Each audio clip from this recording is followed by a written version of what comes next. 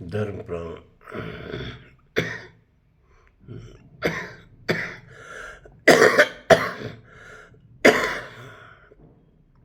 सत्संग प्रेमी सज्जनों, एक दिन आप लोगों से संवाद रुका रहा किसी कारणवश। इसका तो मुझे बहुत दुख है। तो गीता का दूसरा अध्याय 16वां मंत्र है। ना सतो विद्यते भावो न भावो विद्यते सत उभयोरपि दृष्टो अंतस्थनैव तत्वदर्शिभिः। भगवान कहते हैं, अर्जुन क्या चिंता कर रहा है? अरे जो सत्य है उसको कोई मिटा नहीं सकता, और जो असत्य है उसको कोई बचा नहीं सकता। सत्य के मिटने की भी चिंता नहीं, क्योंकि वो मिट ही नहीं सकता, और असत्य के भी मिटने की चिंता नहीं, क्योंकि वो बच ही नहीं सकता। तुम राजाओं को नहीं मारोगे तो क्या इनकी मृत्यु नहीं होगी? ये सब काल के गाल में खड़े, हम सभी काल के गाल में खड़े हैं। और कबीर का दोहा है ना, कबीरा कहाँ गर्भिए काल गए है केस, ना जाने कह हमारी है कि घर की परदेश। तो ना सतो, जो सत्य की परिभाषा यही है कि जो सनातन हो, जो शाश्वत हो, जो कालातीत हो, जिसमें काल हो, काल में वो न हो, कालावच्छिन्न।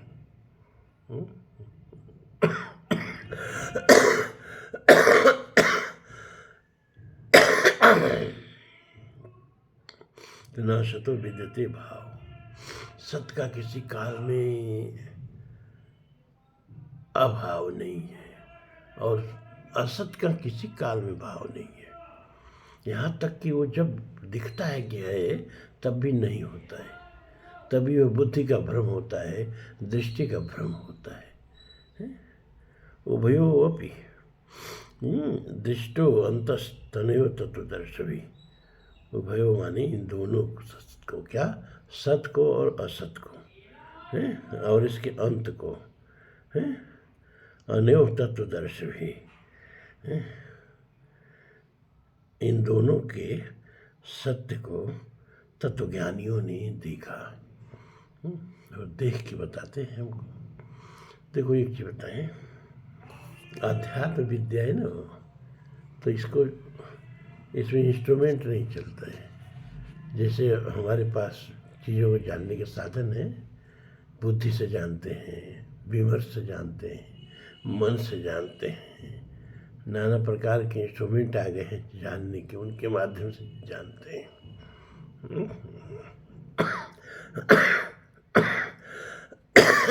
लेकिन अध्यात्म विद्या जो है किसी माध्यम से नहीं जानी जा सकती। अध्यात्म माने अधिआत्मा, यानी बाहर को नहीं, भीतर को जानना। और यहाँ न बुद्धि का प्रवेश है, न मन का प्रवेश है, न इंद्रियों का प्रवेश है, और न विज्ञान के द्वारा जानने के जितने साधन जुटाए हैं उसने, उनका प्रवेश है। ये स्वयं स्वसंविद्ध विद्या है। अपने से ही इसका प्रकाशन होता है, किसी माध्यम से इसका प्रकाशन नहीं होता है, इतना आप जान लें। एक सत्य है, आध्यात्मिक सत्य है कि जो चीज़ हम जानते हैं वो हम नहीं, इतना जान लो। जो चीज़ हम बुद्धि से जानते हैं, जो चीज़ हम मन से जानते हैं, जो चीज़ हम ज्ञान इंद्रियों के माध्यम से जानते हैं, वो हम नहीं है। गीता के 13वें अध्याय में भगवान कहते हैं ना, इदम शरीरम कौन्तेय क्षेत्रम अवतीयते एतद्वं वेत्ति तं प्राहु क्षेत्रज्ञो तद्विदः। हे अर्जुन, ये शरीर जो है क्षेत्र है। क्षेत्र शब्द का यह अपभ्रंश खेत हो गया है ना, खेत अपभ्रंश हो गया है, इसका तत्सम है क्षेत्र। तो हे अर्जुन, ये शरीर ही जो है क्षेत्र है, और इसको इस रूप में जो जानता है उसी को क्षेत्रज्ञ कहते हैं। तो जैसे किसान अपने खेत में जाता है, खेत देखता है, खेत जोता है, खेत बोता है, तो खेत से भिन्न है, खेत नहीं है। उसी तरह यह शरीर है ना, खेत है। तुलसी यह तन खेत है, मन कर्म वचन किसान। और इस खेत में हम मन से, कर्म से, वचन से, तीन कर्म करने के साधन है ना, तीनों का फल मिलता है। तो मन, वचन और कर्म ये किसान है, हमारे वो साधन है जिससे हम खेत में खेती करते हैं, और जो बोते हैं वहीं काटते हैं।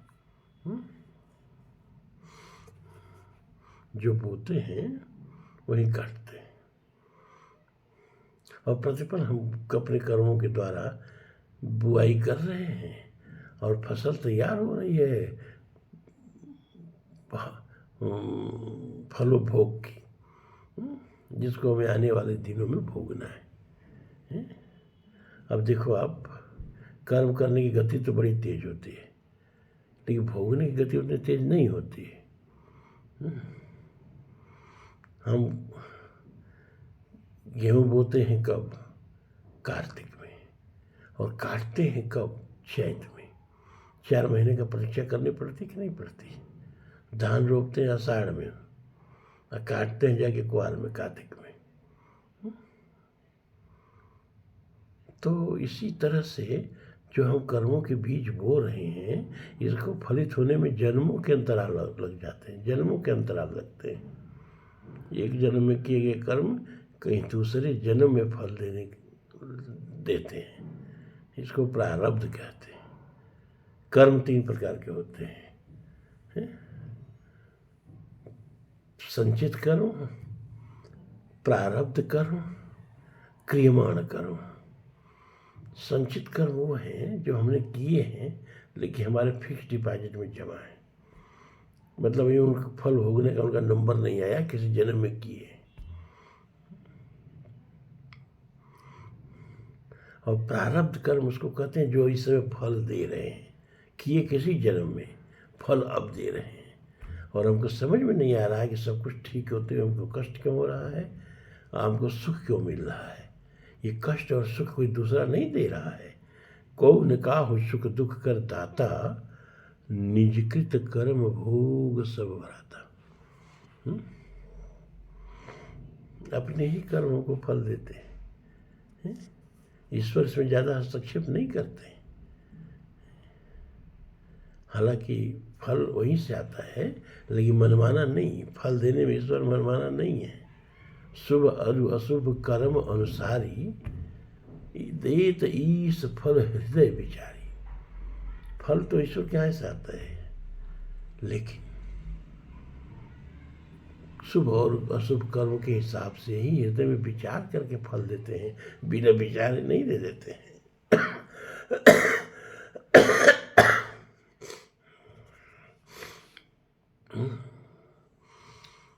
इसमें एक चीज और है, ज्ञानी और भक्त दोनों के फल भोगने के तरीके अलग अलग होते हैं। ज्ञानी जो है वो समझता है कि मैं शरीर नहीं हूँ, और ये दुख और सुख शरीर का विषय है। तो शरीर से विचार करते करते करते करते कि मैं शरीर नहीं हूँ, मैं शरीरी हूँ, मैं देह नहीं हूँ, मैं देही हूँ, मैं गृह नहीं हूँ, मैं गृही हूँ। बात समझिए, माने गृह माने मकान, और गृही माने उसमें रहने वाला, शरीर माने शरीर, शरीरी माने उसमें रहने वाला, देह माने देह, और देही माने उसमें रहने वाला है। तो हम इसमें रहने वाले हैं। मकान में कोई रहता है तो मकान थोड़े हो जाता है, लेकिन कोई मकान से इतना तादाद में कर ली,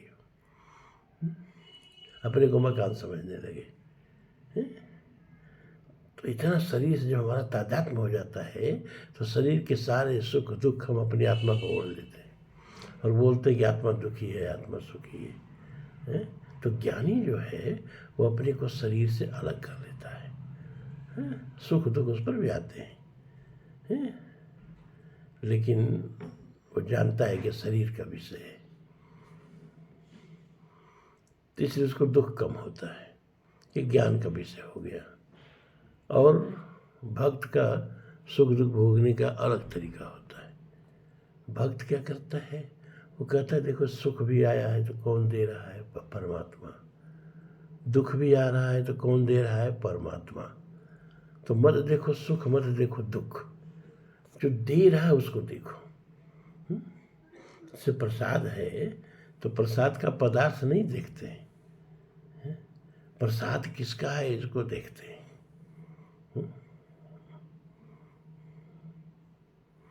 उसी तरह से सुख और दुख हम देख ही नहीं रहे हैं। भक्त कहता है क्या देख रहे हो भैया, देख कौन रहा है, अपने हाथ से परमात्मा दे रहा है, तो तुम सुख दो चाहे दुख दो कोई फर्क नहीं पड़ता। क्यों, मेरे लिए दोनों प्रसाद है, क्योंकि दोनों आपके यहाँ से आ रहा है।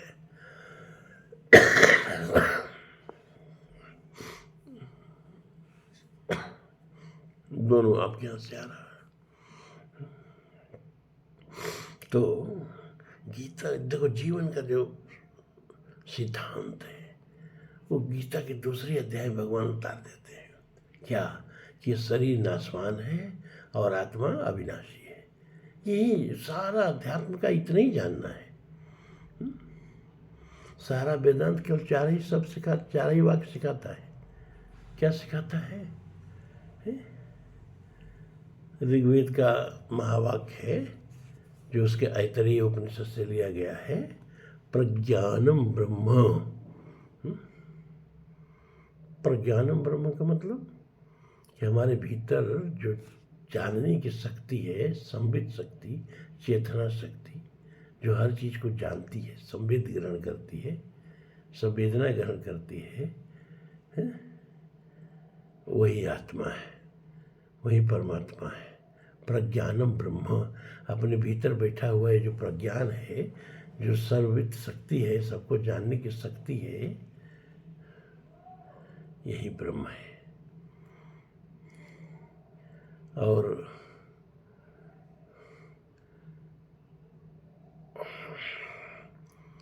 यजुर्वेद, इसका उपनिषद है बृहदारण्यक उपनिषद। इसका महावाक्य है अहम ब्रह्मास्मि। अपने भीतर जो अहंग अहंग अहंग अहंग बुदबुदा रहा है ना, यह अहंग चित्र, यही ब्रह्म है, अहम ब्रह्मास्मि। और छांदोग्य उपनिषद है, छांदोग्य उपनिषद का, क्षमा करें, सामवेद उपनिषद है, और ये वेद है सामवेद, और इसका उपनिषद है छांदोग्य उपनिषद। और छांदोग्य उपनिषद से सामवेद का महावाक्य लिया गया है, तत्त्वमसि, तत्त्वम असि, तुम वही हो। परिमाण का अंतर है, तत्व का अंतर नहीं है। तुम बूढ़ हो, वह समुद्र है। ये परिमाण का अंतर है, जाति का अंतर नहीं है। जात ये है कि वो अभी जल है, तुम भी जल हो। रासायनिक संरचना एक ही है, 2 भाग हाइड्रोजन 1 भाग ऑक्सीजन, समुद्र में भी और एक बूंद में भी। परिमाण का अंतर है, तत्व का अंतर नहीं है। जीवो ब्रह्म ना पर। और एक उपनिषद है, वेद है अथर्ववेद, और उसका उपनिषद है मांडुक्य उपनिषद। उसका महावाक्य है, यानी अथर्ववेद का महावाक्य है, अयम आत्मा ब्रह्म। अपने भीतर जो आत्मा है, शरीर नहीं, आत्मा, वही ब्रह्म है। और भागवत कहता है कि जो अपने को शरीर समझते हैं और शरीर को मरने को अपना मरना समझते हैं, और शरीर के मरने को लेकर डरते हैं, उनमें और पशु में कोई अंतर नहीं। लेकिन जो अपने को आत्मा समझते हैं और शरीर के जन्मने को, शरीर के मरने को, शरीर के बढ़ने को, शरीर के घटने को अपनी आत्मा के ऊपर आरोपित नहीं करते हैं। वही मनुष्य है। मनुष्य शिव्यते ही तो मनुष्य। अब अगला मंत्र है अविनाशी तद्विद येन सर्वमिदं ततं विनाशम अव्ययस्यास्य न कश्चित् कर्तुमर्हति। अविनाशी तो तद्विद येन सर्वमिदं ततं।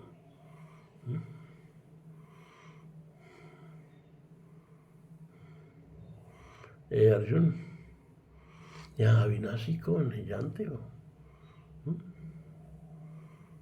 जिससे ये सारा ब्रह्मांड उसी तरह से व्याप्त है जैसे बर्फ में जल व्याप्त होता है। बर्फ क्या है? जल की एक विशेष अवस्था है। पिघल जाए तो फिर क्या है? जल है। तो जैसे बर्फ का सब क्या है? जल ही है। पूरा का पूरा बर्फ और कुछ नहीं है, जल ही है, जल से व्याप्त है। उसी तरह ये सारा ब्रह्मांड जो है आत्मा से व्याप्त है, परमात्मा से व्याप्त है। और उसको कोई मार नहीं सकता, उसको कोई मिटा नहीं सकता। वो शाश्वत है, सनातन है, अजन्मा है। विनाशम अव्ययस्यास्य न कश्चित् कर्तुम अर्हति। और इस अव्ययस्यास्य माने अव्यय का, जो व्यय न हो। क्योंकि देखो ये जो चीज व्यय होगी समाप्त हो जाएगी। हम मोमबत्ती जलाते हैं ना, प्रकाश आता है तो कहाँ से आता है? मोमबत्ती व्यय हो रही है।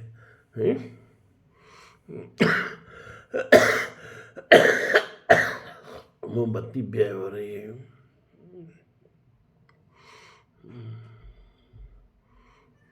तो समाप्त हो जाती है। ये हमको सूरज की गर्मी प्रकाश कहाँ से आ रहा है? सूरज व्यय हो रहा है। सूरज के भीतर जो ईंधन है, हाइड्रोजन उसको बोलते हैं, वही हाइड्रोजन जब तक है तब तक सूरज का ईंधन है। वो हाइड्रोजन जो है ना, वो उच्च ताप और दाब पर उसके परमाणुओं का फ्यूजन होता है, आपस में संलयन होता है, और दो हाइड्रोजन के परमाणु मिलके एक हीलियम का परमाणु बनाते हैं। और इसमें कुछ ऊर्जा निकलती है, और वही ऊर्जा सूरज के ताप और दाब के रूप में हमको मिलती है। और सूरज के ताप का, ऊर्जा का 1/2 अरबवां भाग पृथ्वी पर आता है। खैर विज्ञान की बातें ज़्यादा नहीं, थोड़ा बहुत जानना चाहिए। तो अविनाशी तो तद्विद थी। अविनाशी कौन है? अरे जिससे ये सारा ब्रह्मांड जल से, जैसे बर्फ जल से व्याप्त है, वैसे जिसमें सारा ब्रह्मांड व्याप्त है। और इस अविनाशी का, इस शाश्वत का, इस सनातन का कोई भी विनाश करने में सक्षम नहीं है। जिनके लिए तू शोक कर रहा है, ये शरीर नहीं है ना, ये तो अविनाशी आत्मा है। और आत्मा का कभी विनाश हो ही नहीं सकता, कोई इसको करने में सक्षम नहीं है। अंतवंतो इमे देहा नित्यस्योक्ता शरीरिणः अनाशिनो प्रमेयस्य तस्मादुद्धस्य भारत। अंतवंत इमे देहा नित्यस्योक्ता शरीरिणः। ये सबकी जो शरीर देख रहे हो ना, ये सब नाशवान है। लेकिन इसमें जो शरीर ही बैठा है, जो जीवात्मा बैठी है, वो अविनाशी है, वो नित्य है। उसे नित्य कहा गया है। अनाशिनो अप्रमेयस्य, इस अनाशिन का मतलब इस अविनाशी का, अप्रमेयस्य जिसको प्रमेय नहीं है, जिसका कोई प्रमाता नहीं हो सकता, जिसको किसी तरह से सिद्ध नहीं किया जा सकता। जैसे कि गणित का सवाल अब ज्योमेट्री का लगाते हैं नहीं सिद्धम, ऐसे विज्ञान है तो विज्ञान में अपना कैसे कैसे प्रणाली में क्या क्या डाल के सब, वो सब इसका परीक्षण नहीं हो सकता। जो सबका परीक्षण करता है, इसका परीक्षण कोई नहीं कर सकता। अनाशिनो अप्रमेयस्य तस्मात् वित्तस्य भारत। इसलिए ही अर्जुन, शरीर के दृष्टिकोण से भी जिनके लिए तो चिंता कर रहा हो, चिंतित सोचनीय नहीं है, और आत्मा के दृष्टिकोण से भी सोचनीय नहीं है। इसलिए उठ के खड़ा हो और युद्ध कर।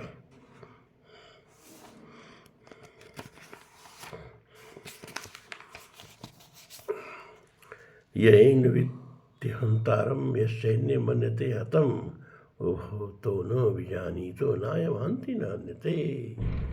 ये माने जो, ये न माने इसको, मतलब आत्मा को वित्त माने जानते हैं, हंतारम माने मारने वाला, यह और च एनम मन्यते हतम, जो इसको मारा हुआ मानते हैं।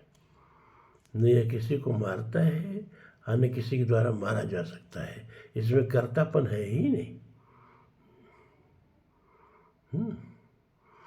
पंखे में बिजली है, लेकिन हवा पंखा दे रहा है, बिजली नहीं दे रही, क्योंकि वही बिजली हीटर में गर्मी दे रही है, वही बिजली फ्रिज में ठंडक दे रही है, एसी में ठंडक दे रही है, और वही बिजली ट्रेन चला रही है।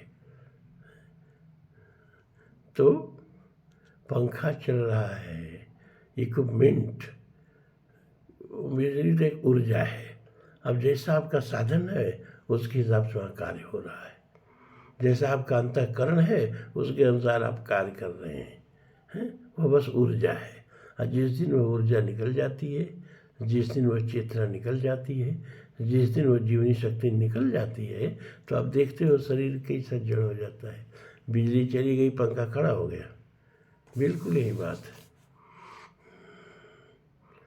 तो जो इसको मारने वाला समझते हैं और जो इसको मारा जाने वाला समझते हैं, वो तो न भी जानी, तो वो दोनों नहीं जानते। ना ये वहंती न अन्यते, न तो इसे मारा जा सकता है और न तो किसी को मारता है।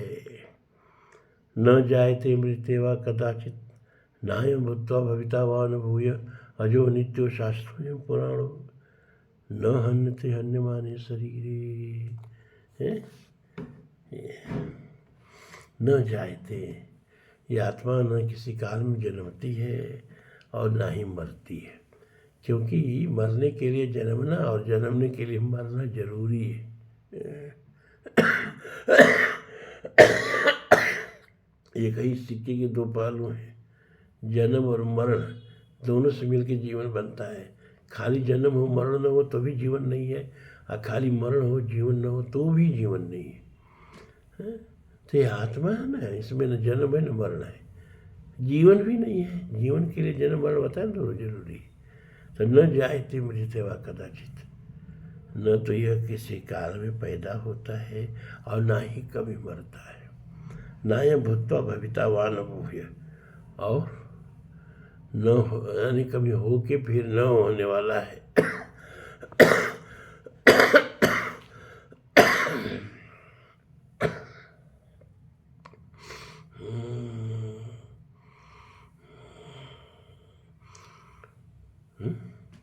नायम भूत्वा भविता वान भूय, भूय माने फिर है। ये आत्मा ऐसा भी नहीं है कि किसी काल में हुई और फिर आगे होगी, नहीं नहीं नहीं, ये जन्म मरण से एकदम ऊपर की चीज़ है। अजो नित्य शास्त्रों यह पुराण हो, यह अजन्मा है, यह नित्य है, यह शाश्वत है। और पुराणों सबसे पुरातन है, मतलब क्या, सृष्टि से भी पहले है। हमारी आयु क्या है, शरीर की आयु चाहे जो हो, हमारी आत्मा की आयु इस ब्रह्मांड से भी पुरानी। ब्रह्मांड नहीं था तो भी हम परमात्मा में थे, चिद शक्ति बन के उन्हीं में व्याप्त थे। और ब्रह्मांड उसके बाद बना, और फिर ब्रह्मांड समाप्त हो जाएगा, हम नहीं समाप्त होंगे, हम फिर परमात्मा मिल जाएंगे। यह जो प्रत्यक्ष चैतन्य है अखंड चैतन्य में मिल जाएगा। ये जो बूंद है समुद्र में मिलकर समुद्र हो जाएगी। न हन्यते हन्यमाने शरीर, और शरीर के मारे जाने पर ये आत्मा मारी नहीं जा सकती। शरीर मरता है, शरीर जन्मता है, न आत्मा मरती न आत्मा जन्मती। वेदाविनाशनम नित्यम यहीनम अजम अव्ययम कथम स पुरुष घा पार्थ कम घातयति अंतिकम। जो इस आत्मा को अजन्मा, अविनाशी है मानता है, जानता है, नित्य जानता है, कथम स पुरुष पार्थ, हे अर्जुन, वह पुरुष कैसे किसी को मार सकता है और कैसे किसी के द्वारा मारा जा सकता है।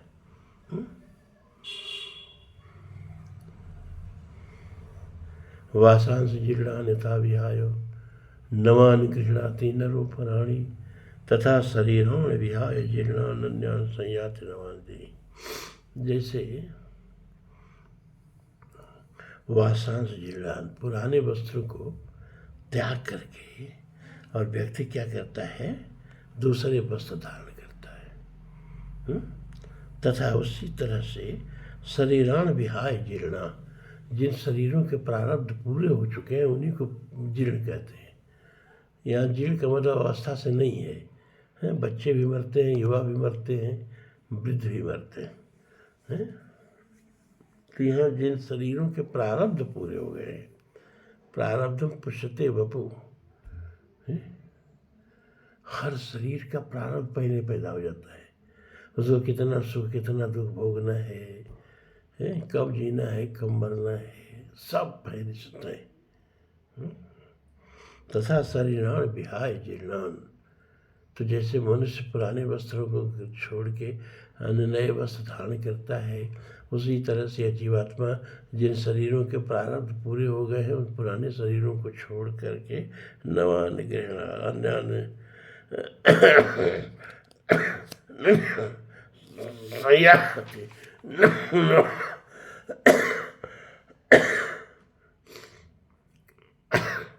वैसे ही जीवात्मा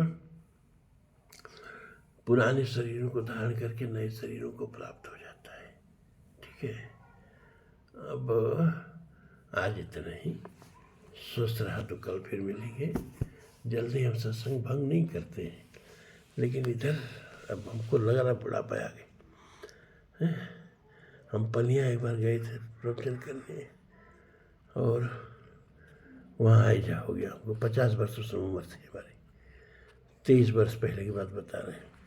वहाँ हैजा हो गया, कुछ खिला दिया सब ऐसा मीठा सीठा, वहाँ हैजा हो गया और 3 दिन की कथा थी। दूसरे दिन हैजा हुई और करीब 12 बजे के लगभग हैजा शुरू हो गई और 50 गए 10 सब हुआ।